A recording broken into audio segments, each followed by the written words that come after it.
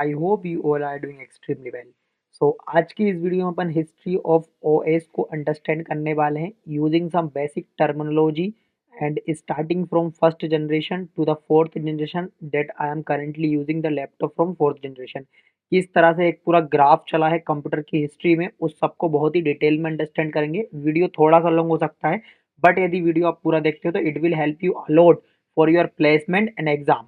So my dear friends, the quick reminder for you कि in my first video I'll cover it a lot of topics that is related to our syllabus. What is the meaning about syllabus? Now there is syllabus in your fifth semester AL501 operating system.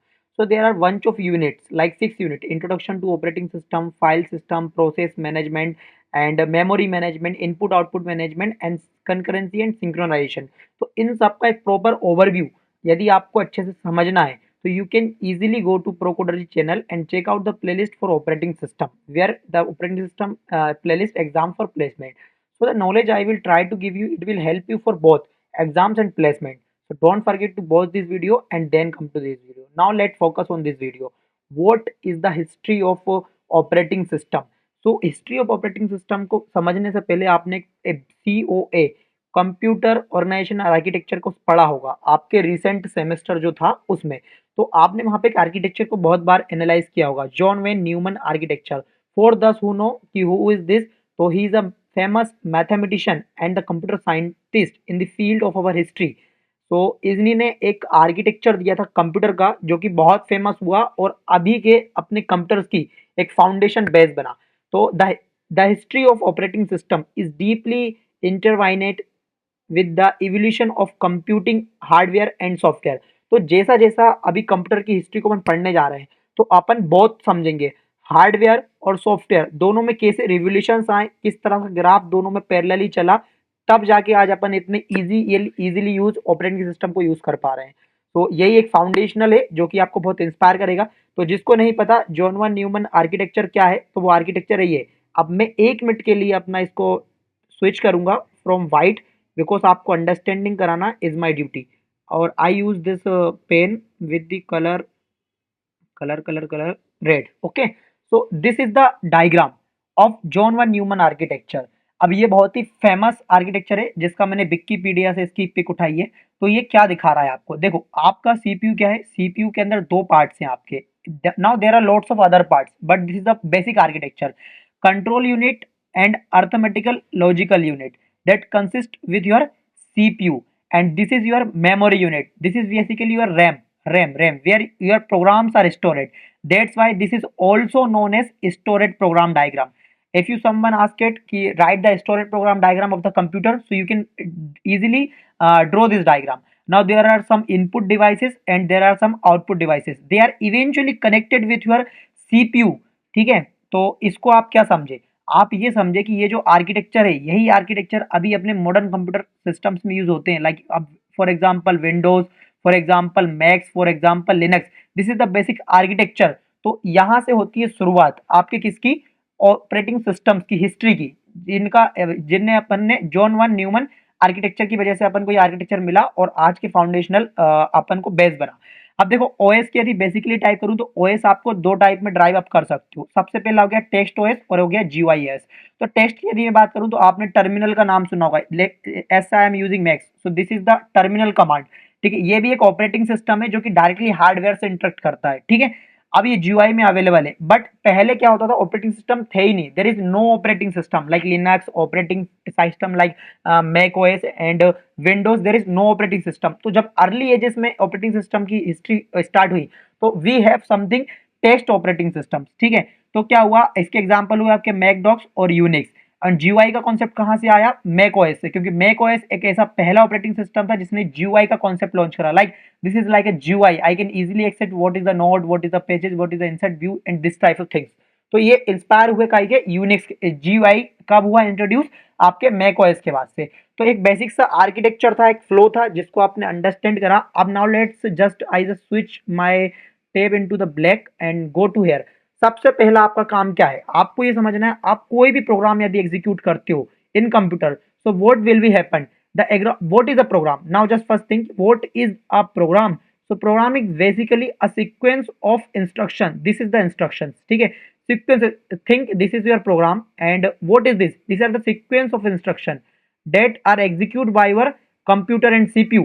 ठीक है, अब ये जो आपके sequences है, ठीक है, sequence है, ये एक इंस्ट्रक्शन है जो कि किस में कन्वर्ट हुए आपके MLL मतलब कि मशीन लेवल लैंग्वेज में, ठीक है, इसमें कन्वर्ट हुए। अब ये कन्वर्ट कैसे हुए? Using your high level programming language. आपने जो कोड लिखा वो हाई लेवल प्रोग्रामिंग लैंग्वेज में लिखा, कंपाइलर ने उसको कंपाइल करा मशीन लेवल कोड में। Machine level code, machine level assembly language is nothing, it just sequence of instruction that followed by your processor, ठीक है। अब ये जो कंपाइलेशन हुआ, ये कंपाइलेशन दो टाइप के होते हैं, like the programmer compiled into two things, एक तो होता है आपका कंपाइलेशन, एक होता है आपका इंटरप्रिटेशन, ठीक है। तो ये दो बेसिक सी चीज हो गई, आपने अंडरस्टैंड करा what is the program. And program क्या है? Program is store in your RAM, like this is your RAM and program is store in your RAM, and with the RAM, when the program is store in the RAM, the role start for the CPU there has lots of components, but in this diagram we see what is the control unit and what is the arithmetical logical unit. So जो कंट्रोलेशन होगा, like memory में क्या होगा? Addresses होंगे, ठीक है। Memory are like this कि यहाँ पे एड्रेस होगा और कुछ डेटा स्टोर होगा, एड्रेस होगा और कुछ डेटा स्टोर होगा। They all are controlled, they all system are controlled by your control unit, and while loading and performing the logical task, this is comes where the ALU comes, ठीक है। तो इस तरह से आपका पूरा computer architecture program flow work करता है, और इसी को आप बोलते हो store program. Sorry for the drawing because I don't have a notepad for writing a very clear diagram, so please try to understand now. तो अब आपको यहाँ पे जो इंस्ट्रक्शन मैंने बोला उसको अपन थोड़ा सा और डिटेल में समझते हैं, then we will dive into a history about OS, because this computer organization and architecture, there is a one subject that play a important role for understanding the history about OS, because at the core OS is run on your hardware. What is the hardware like your CPU, hardware like your register, hardware like your memory, hard disk, समझ रहे हो। तो ये सारी चीजें आपकी history of OS आप understand कर पाओगे बहुत easily if you have good understanding about this subject. If you don't, so यहाँ पे एक ऊपर आपको आई बटन में टैब दिख रहा है, आप जाके वहाँ पे हिस्ट्री ऑफ कंप्यूटराइजेशन और आर्किटेक्चर को पढ़ सकते हो, ठीक है, बहुत ही डिटेल में। तो अब एक साइकिल होती है, ठीक है। अब आपको साइकिल समझना पड़ेगा, उससे पहले मैं साइकिल एक्सप्लेन करता हूँ, फिर आपको एक्सप्लेन करता हूँ डायग्राम, बिकॉज आपको ने पढ़ा कि क्या होता है प्रोग्राम। क्या है program? Are the sequence of instruction.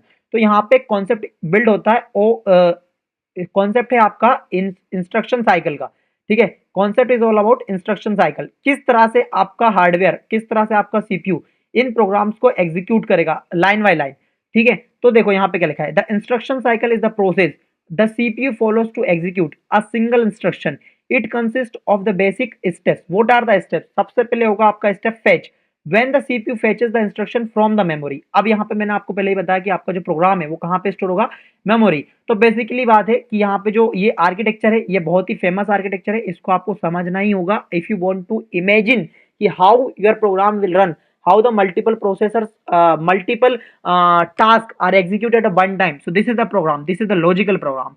Now तो आपका कहाँ पे होगा? मेमोरी में स्टोर होगा। Now second steps is decode, the control unit interprets the fetch instruction. अब ये जो इंस्ट्रक्शंस हैं इनको काम कौन करेगा? जैसे मैंने आपको बताया, this instructions are basically control by your control unit. तो वहां पे यही है, रोल प्ले हुआ कंट्रोल यूनिट का। Control unit check the instruction and decode it in the snippet, like अपने bunch of instructions are like there, so they all are broken into a token, one token, second token, third token, and they all are controlled by your control unit. Now the third thing, execute. The CPU performs the required operation, example calculation or the data movements. This type of operations are now finally the CPU task is started for execution. Now the store, and after execution the result is stored in your store. Storage like your memory disk, like this. If any are written back to the memory or the registers. What are the registers? Now there is one more component, there is one more component in the CPU. In CPU there are more consist of registers are here. Registers are nothing, they are just a memory that store the LLM that store the MLL machine level instruction on the registers. ठीक है, आपने कभी C program में यदि code किया होगा तो आपको वहां पे एक वेरिएबल नेमिंग देखने को पता चलता होगा ना। In there C is a concept for register, registers are nothing just a variable name in C programming language. इसमें क्या है, बेसिकली कुछ इंस्ट्रक्शंस को आप स्टोर कर सकते हो। तो C is the programming language that is not a high level programming language, it is a mid level programming language. That's why this why we call it mid level programming language, because it's very fast to talk as a hardware। ठीक है, तो क्या है, आपने यदि Python सीखा है तो पाइथन भी सी के ऊपर ही रन होता है। ठीक है, सी में मॉड्यूल के ऊपर रन होता है पाइथन। एंड जो रजिस्टर्स हैं, रजिस्टर्स क्या करते हैं, ये आपके मेमोरी में बिल्कुल एक्चुअल लोकेशन पे, this is your actual location, this is your actual location of CPU. वहां पे कुछ इनबिल्ट रजिस्टर्स बिल्ड है, वहां पे आप एक्चुअल डाटा को स्टोर कर सकते हो। यदि आपने सोचो सीपीयू के बिल्कुल नजदीक में डाटा को स्टोर किया है तो ऑपरेशंस कितने फास्ट होंगे। दैट्स व्हाई से कि if you want to build a fast level application so you will write your code in C programming language. I hope the concept is clear. If the video is interesting, so don't forget to share this video with your friend, and also join my Telegram and WhatsApp community, because at the time I will share the most important concept and the question for coming in the examination. Now let's come to the point. So this all are the instruction cycle, this all are the instruction cycle, these cycles repeat continuously for every instruction in a program. I hope the concept is clear. The diagram is like this. We first fetch, indirect, execute, interrupt and fetch. So this execution are continuously whenever our instruction are finished. ठीक है, ये हो गया आपका पूरा concept. अब अपन start कर रहे हैं अपनी हिस्ट्री ऑफ ऑपरेटिंग सिस्टम। तो सॉरी फॉर दिस, बट आपको कंप्यूटर ऑर्गेनाइजेशन और आर्किटेक्चर का थोड़ा सा अंडरस्टैंडिंग बताना जरूरी था, क्योंकि इसी के बेसिस से आप जनरेशन को समझ पाओगे कि क्यों अपन को इतने आगे तक अपन कंप्यूटर ऑर्गेनाइजेशन आर्किटेक्चर में पहुंच पाए, ऑपरेटिंग सिस्टम में इतना आगे कैसे बढ़ पाए। तो पहली जो जनरेशन स्टार्ट होती है वो स्टार्ट होती है 1940s और 1945 में, जहाँ पे अर्ली कंप्यूटर्स थे but there is no operating system. तो आपको याद रखना पड़ेगा कि 1940 से 1950 तक कोई भी ऑपरेटिंग सिस्टम नहीं था, because there is no Linux, no Unix, no Windows, no macOS, वहां पे ऑपरेटिंग सिस्टम नहीं थे। ठीक है, पहली कंप्यूटर, जो कंप्यूटर कुछ इस तरह से दिखते थे, like what is the size of computer, even just imagine how many peoples are required to manage this computer. तो होता क्या था, देखो जहाँ पे हार्डवेयर सबसे पहले काम है वहां पे है वैक्यूम ट्यूब्स। क्या है ये, and punch pass dominated for computer hardware. अब ये क्या है कि यहाँ पे ऑपरेटिंग सिस्टम तो थे नहीं, तो वहां पे अपन पंच कार्ड्स और वैक्यूम ट्यूब का यूज करते थे, जिसमें बहुत सारे होल्स होते थे and the holes are nothing, they are just a computer circuit, they are just a computer circuits. ठीक है, यो इंस्ट्रक्शंस होते हैं जो कि इलेक्ट्रिसिटी द्वारा अपन उसको मशीन लेवल कोड में कन्वर्ट करते थे और उस टास्क को परफॉर्म करते थे इस तरीके से। ठीक है, ये हो गया आपका बेसिक सा अंडरस्टैंडिंग किस तरह के हार्डवेयर थे जिसको अपन बोलते हैं वैक्यूम ट्यूब या फिर punch cards, they are basically punch cards. ठीक है, अब प्रोग्रामिंग की बात करें तो डायरेक्ट मशीन लेवल प्रोग्रामिंग करते थे। उस समय पे अपने पास ना लैंग्वेजेस थी, ना सी था, ना पाइथन था। ठीक है, तो we will write a direct machine level programming using this are just electrical instructions. ठीक है, आई होप कि आप पॉइंट आउट कर रहे हो कि मैं किस लेवल की आपको नॉलेज दे रहा हूँ कि किस तरह की चीजें एक्वायर हुई हैं at the time of our early history and the modern history. ठीक है, तो user interact with computer by rewriting it और स्विच। अब बेसिकली क्या है, व्हाट इज द 0 1, स्विचेस क्या है, 0 और 1, 0 means of and 1 means on. ठीक है, सो अपन इस तरह से इंस्ट्रक्शन दे देते अपने कंप्यूटर्स को अर्ली एज में, बहुत ही स्टार्टिंग में। फॉर ऑपरेटिंग सिस्टम की बात करें तो यहाँ पे एग्जिस्ट ही नहीं होते थे। User manually control the machine operations, like you also see कि there are some users that manually control the operations all over the computers do. Now input output jobs were feed using the punch cards for paper tapes and output were printed. ठीक है, output अपन print करते थे क्योंकि अपने पास displace भी नहीं होती थी और वहां पे पर्सन्स का यूज किया जाता था इनपुट देने के लिए। ठीक है, यहाँ पे एग्जांपल्स हुए आपके ENIAC लाइक 1946 का programmed using the physical rewiring and UNI WAC 1951 storage program computer word lack of OS। ठीक है, अपन कंप्यूटर में प्रोग्राम स्टोर भी करने लगे आफ्टर यूजिंग दिस, बट अभी भी बहुत सारी प्रॉब्लम थी। तो ये हो गई आपकी पहली कंप्यूटर की एज, जिसको अपन first generation of computer operating system भी बोलते हैं। आई होप कि गाइस आपको अंडरस्टैंडिंग बिल्कुल क्लियर हुआ हो। नाउ सेकंड जनरेशन, अब एक और इंपॉर्टेंट चीज कि सेकंड जनरेशन में भी आपके पास ऑपरेटिंग सिस्टम्स नहीं थे, बट अपन बहुत ही मॉडर्न आगे बढ़ गए थे, because second generation were the 1950s and 1916 the role is comes here for the transistors. Now transistor are basically your hardware ठीक है। अब हार्डवेयर है, ट्रांजिस्टर्स बहुत ही स्मॉल यूनिट्स है जहां पे आपके लॉजिकल परफॉर्म यूनिट होती है, they are like just a transistors. ठीक है। अब ओएस की बात करें तो there is base system like sequential job processing. Programming की बात करें तो अर्ली प्रोग्रामिंग लाइक फोर्टन और कोबल, ये दो प्रोग्रामिंग लैंग्वेज इंट्रोड्यूस हुई। एग्जांपल के लिए आईबीएम का 1794 एंड जीएम का NN input output. So this is the basic example of our second generation operating system, जहां पे भी अपने पास this is the second generation of computer, not an operating system, because we don't have a operating system. ठीक है, we don't have a operating system in the early age of second. So most of the things we will cover in this course is all about third generation, because third generation where the computers are begin the revolutionary thing। ठीक है, computers की age में बहुत ही revolution thing आई third generation में। Because third generation की बात करें तो आपने इंट्रोड्यूस किया hardware. Hardware what is integrated circuit, we introduce a circuit, this is the circuit. आपने कई सारे लोगों ने अपना सीपीयू ओपन किया होगा, तो what is motherboard, motherboard is a integrated circuit. तो वो बहुत ही स्मॉल, अपनी मशीन से इतनी अपने ज्यादा आ गई अपने पास कि अपन ने बहुत ही छोटी छोटी बहुत ही लार्ज स्मॉल साइज में बहुत सारे टास्क करना सीख लिया। सो this is the basic diagram. अब ओएस की बात करें तो यहाँ पे मल्टी प्रोग्रामिंग का कॉन्सेप्ट आया, मैं आपको एक्सप्लेन करने वाला हूँ अभी what is the meaning of multi programming and uni programming. So don't worry about it if you know this point at till now. So आया मल्टी प्रोग्रामिंग का कॉन्सेप्ट, जिसमें अपन ने कॉन्सेप्ट सीखा टाइम शेयरिंग का। प्रोग्रामिंग के हिस्से की बात करें तो स्ट्रक्चर सी लैंग्वेज भी इंट्रोड्यूस हो गई, example like IBM system and Unix. तो यदि अपन बात करें किसकी, थर्ड जनरेशन की, तो यहाँ पे एक कॉन्सेप्ट आया यूनिक्स। ठीक है, Unix is the one of the famous operating system, ठीक है, जिसने कॉन्सेप्ट लेके आया मल्टी प्रोग्रामिंग का। अब मल्टी प्रोग्रामिंग से आप क्या समझे, देखो भाई पहले क्या होता था, इस तरह की जब अपन चीजें पढ़ते थे सेकंड जनरेशन या फिर फर्स्ट जनरेशन, तो वहां पे एक टाइम पे एक ही टास्क हो पाता था। ठीक है, यदि अपन सिंपल सी बात बोले तो यूनिट टास्क अपन कर पाते थे, execute one program at a one time. But Unix is the first operating system that show the concept to the people about the multi programming. ठीक है, अब मल्टी प्रोग्रामिंग से आप क्या समझे, मैं यहाँ पे आपको एक एक्टिविटी मॉनिटर शो करता हूँ, this is my activity monitor. तो the meaning of multi programming is like this, कि यहाँ पे एक सेम टाइम पे मल्टीपल प्रोग्राम्स रन हो रहे हैं। ना यू सी कि मैं रिकॉर्डिंग करते करते अपने काफी सारे प्रोग्राम्स यहाँ पे रन हो रहे हैं। Some programs are kernel root based, means kernel based. ठीक है, रिकॉर्डिंग भी हो रही है, मैं टैब्स को स्विचेस भी कर पा रहा हूँ, I am drawing something. So this is known as your multi programming when you execute so many task at a same time. So जब से क्या हुआ कि आपने ऑपरेटिंग सिस्टम की स्टार्टिंग हुई थर्ड जनरेशन से, तो ये आपका छोटा सा बेसिक कंसेप्ट था कि थर्ड जनरेशन से जो ऑपरेटिंग सिस्टम थे उसमें कॉन्सेप्ट बिल्ड हुआ मल्टी प्रोग्रामिंग का, और जो कॉन्सेप्ट दिया था वो ऑपरेटिंग सिस्टम था यूनिक्स।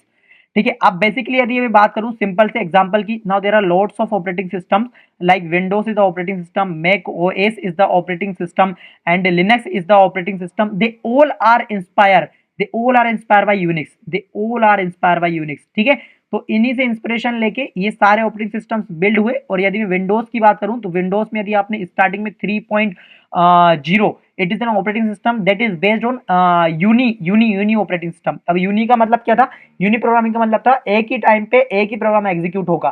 तो विंडोज पहले क्या था, कंपाइलर डिजाइन करता था। ठीक है, एंड देन बाद में उसने क्या किया, बाद में उसने ऑपरेटिंग सिस्टम से बिल्ड करना शुरू किया। तो ये हिस्ट्री है, हिस्ट्री की मैं बात कर रहा हूँ। आई होप कि आपका थोड़ा सा इंटरेस्ट बढ़ रहा होगा हिस्ट्री को लेके। नाउ अब अर्ली एज जो कि अपन यूज कर रहे हैं fourth generation of the computers, जहां पे अभी एआई भी बहुत ज्यादा बूम कर रहा है, बिकॉज एआई को ट्रेन करने के लिए चाहिए होता है डाटा, और अब अपने पास बहुत सारा डाटा है।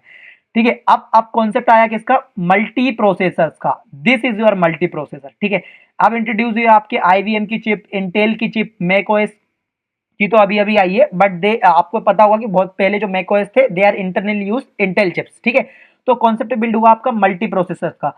क्या हुआ, यहाँ पे आपके ऑपरेटिंग सिस्टम थे वो जीयूआई बेस्ड होने लगे। अब जीयूआई की बात करूं मैं तो मैक ओएस एक ऐसा ऑपरेटिंग सिस्टम था जो पहला ऑपरेटिंग सिस्टम बना जिसने जीयूआई का कॉन्सेप्ट यूज किया। What is the GUI, graphical user interface. Cloud के ऑपरेटिंग सिस्टम बनने लगे, मोबाइल ऑपरेटिंग सिस्टम बनने लगे। अब फोर्थ जनरेशन में अपने पास मल्टी प्रोसेसर हो गए, नए प्रोग्राम्स आर रन साइमल्टेनियसली। ऐसा क्यों हुआ, बिकॉज कुछ चीजों को अपन ने मैनेज किया, अपन ने टाइम का यूज करना सीख लिया, क्योंकि टाइम सबसे इंपॉर्टेंट है। ठीक है, टाइम एग्जीक्यूट अपना बहुत ज्यादा होने लगा, अपने जो ऑपरेटिंग सिस्टम थे बहुत ही इफिशियंट हो गए।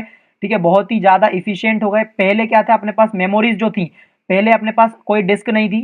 ठीक है, यदि फर्स्ट जनरेशन की बात करूं, सेकंड जनरेशन की बात करूं तो देयर इज नो डिस्क। ठीक है, कोई डिस्क नहीं थी, but we have disk, now we have disk for something 1 TB।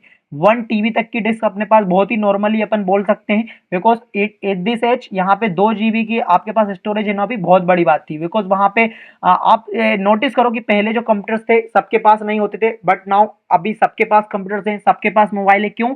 क्योंकि चीप हो गई चीजें, बहुत ही ज्यादा। मेमोरी की बात करें तो मेमोरी बहुत ज्यादा लार्ज हो गई, ठीक है, इनका कॉस्ट बहुत ज्यादा कम हो गया और चीजें बहुत चीप हो गई। और ये सब होने के साथ साथ यदि मैं ग्राफ को प्लॉट करूं कि कंप्यूटर की जो प्रोग्रेस है वो बहुत ही एक्सपोनेंशियल बिल्ड हुई, टाइम के साथ साथ कंप्यूटर्स की जो प्रोग्रेस थी बहुत ही एक्सपोनेंशियल बिल्ड हुई, मतलब कि बहुत ही ज्यादा आगे बढ़ने लगे बिकॉज ऑफ दिस टर्म्स, ठीक है। इफिशियंसी आपकी बहुत ज्यादा इंक्रीज होने लगी। अब यदि आपके पास इस तरह के मॉडर्न कंप्यूटर थे फोर्थ जनरेशन में, तो ही पॉसिबल हो या दो तो ही पॉसिबल हो पाए आपके सैटेलाइट लॉन्चेस, तो ही पॉसिबल हो पाए आपके मिशन जो कि आपको दूसरे प्लानेट में जाने के लिए, रॉकेट लॉन्चेस के लिए, बिकॉज वहां पे आपको बहुत सारे टास्क एक सेम टाइम पे एग्जीक्यूट करने पड़ते थे।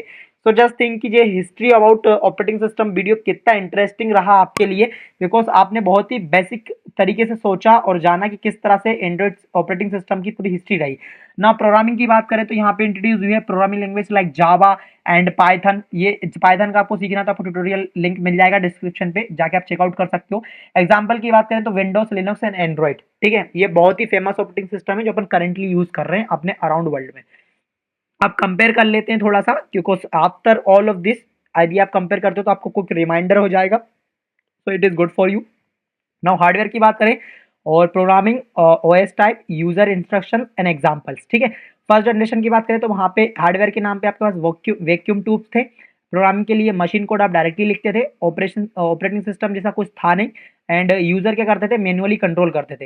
एन एग्जांपल के लिए this is the two basic example. Second generation की बात करें तो वहां पे एग्जांपल आया आपका ट्रांजिस्टर्स का, ठीक है। आपने असेंबली और फोर्टन प्रोग्रामिंग लैंग्वेज में कोड करना स्टार्ट किया, जहां पे base system is the concept. यहाँ पे भी आपके पास नो इंस्ट्रक्शन थे, आईवीएम का जो बेसिक एग्जांपल है second generation of the computer के। थर्ड जनरेशन की बात करें तो integrated circuit, structure programming language like programming language and multi programming concept introduce by Unix operating system. Interactive terminal, now this is the terminal, यहाँ पे आपका concept आया third generation में, ठीक है। पहले क्या होता था, थर्ड जनरेशन में अपने पास जीयूआई नहीं थे। थर्ड जनरेशन में अपन डायरेक्टली कमांड लाइन के थ्रू, जैसे टर्मिनल, यदि मैं विंडोज की बात करूं तो वहां पे कमांड लाइन इंटरफेस होता है CLI, ठीक है। यदि मैं मैकओएस की बात करूं तो वहां पे होता है टर्मिनल, ठीक है। तो ये सारे आपके इस तरह के आप इंस्ट्रक्शन के थ्रू, टेक्स्ट इंस्ट्रक्शन के थ्रू ऑपरेटिंग सिस्टम को मैनेज करते थे in your third generation. IBM के और यूनिक्स के दो बेसिक एग्जांपल है। अब अपन फोर्थ सिस्टम की बात करें, फोर्थ जनरेशन की बात करें तो इज द मल्टी प्रोसेसर, जहां पे आपको एग्जांपल दिख ही रहा है इंटेल का, ठीक है। Now there are lots of other multi processor in the market like your Snapdragon and some other Ryzen. And जहां पे अपना कॉन्सेप्ट बिल्ड हुआ जीयूआई का, and GUI and touch interfaces, like mobile भी टचेस हो गए आपके, मोबाइल तो बेसिकली टचेस थे ही, ठीक है। Windows and Linux Android operating system, they are the basic example of operating system.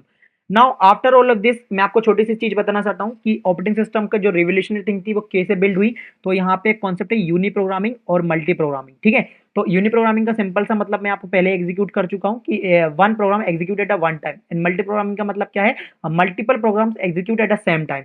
So this is a concept, ठीक है। अब इन पे अपन डेफिनेशन पढ़ लेते हैं। यहाँ पे run one program at a one time, यहाँ पे run multiple program at a simultaneously. CPU generation करते हैं, CPU remains Intel during the operation, CPU switches between the program and reducing the ideal time. ये अब सबसे important चीज रही आपको बेसिक डिफरेंस समझने में। क्या आप नोटिस करो, आपके पास सीपीयू है, सीपीयू के पास बहुत सारी रैम है, बहुत सारे रिसोर्सेस है, ठीक है। बट यूनी प्रोग्रामिंग में सबसे बड़ा डिसएडवांटेज क्या था कि ये एक प्रोग्राम को एक ही टाइम पे रन करेगा। सीपीयू को बहुत सारे काम करने हैं, बट अभी क्या है कि आपके पास बहुत सारे यहाँ पे स्टोरेज है। आपका प्रोग्राम है, आपके प्रोग्राम को चाहिए कुछ इनपुट, ठीक है, आपके प्रोग्राम को चाहिए यूजर से कुछ इनपुट। अब ये तब तक के किसी नेक्स्ट प्रोग्राम को एग्जीक्यूट नहीं करेगा तब तक कि उसको ये इनपुट नहीं मिल सकता, बिकॉज यूनी प्रोग्रामिंग का कॉन्सेप्ट क्या है कि complete one program at a one time, ठीक है। तो ये इनपुट का वेट करेगा और मेरे जो अदर रिसोर्सेस है वो क्या है, ब्लॉक हो गए, ठीक है। Other storage, other resources block हो गए, तो ये सबसे बड़ा मतलब यूज केस नहीं था, ठीक है। ये एक बहुत ही बड़ा डिसएडवांटेज था यूनी प्रोग्रामिंग का। तो कुछ ऑपरेटिंग सिस्टम थे जैसे कि मैंने आपको बताया विंडोज का 3.1 एंड 3.0, ये दो एक ऐसे ऑपरेटिंग सिस्टम थे जो कि uni best performing operating system थे, ठीक है। एग्जांपल के लिए अर्ली बेस्ट सिस्टम और मॉडर्न के लिए यहाँ पे हो रहे थे model operating system like Windows US and Unix, ठीक है। समरी यदि बात करें तो multi programming improving efficiency by sharing the CPU and time across the program, unlike uni programming which handles one task at a one time. So I hope कि video आपको बहुत ही helpful लगा हो। यदि आपको ऑपरेटिंग सिस्टम की history समझ के अच्छा लगा तो please comment, I will really happy to see your comment in our videos. Now types of multi programming, यहाँ पे आपको एक कॉन्सेप्ट समझ लो और पूरी वीडियो आपकी खत्म हुई। आपने स्टार्टिंग से फर्स्ट जनरेशन लेके फोर्थ जनरेशन तक ऑपरेटिंग सिस्टम की पूरी हिस्ट्री जानी। अब यहाँ पे क्या हुआ, कोऑपरेटिव मल्टी प्रोग्रामिंग, इसका मतलब क्या हुआ, program voluntarily gives on a CPU control simpler but prone to error if a program misbehave. तो इसका बहुत ही सिंपल सा ये अंडरस्टैंडिंग हुआ आपका यूनी प्रोग्रामिंग का कॉन्सेप्ट, कि जहां पे आपको सीपीयू कंट्रोल करता है आपके प्रोग्राम्स को but at a one time. ठीक है, यहाँ पे प्रिमिटिव की बात करूं मल्टी प्रोग्रामिंग की, तो OS possibly switches between the programs using a timer, ensure fair CPU uses for prevents the one program for from monopolising the resources. ठीक है, तो ये बहुत ही सिंपल सी बात थी। मल्टी प्रोग्रामिंग जो आपने पढ़ा उसी के अंदर दो टॉपिक थे, ठीक है, जो आपने कवर किए। आई होप कि गाइस आपको वीडियो हेल्पफुल लगा हो, आपको पूरी चीजें अंडरस्टैंडिंग हो चुकी होगी। तो मिलते हैं किसी नेक्स्ट वीडियो में। Make sure to share this video and don't forget about the notes are clearly provided in the description link. So thank you guys for coming me at the end of the video.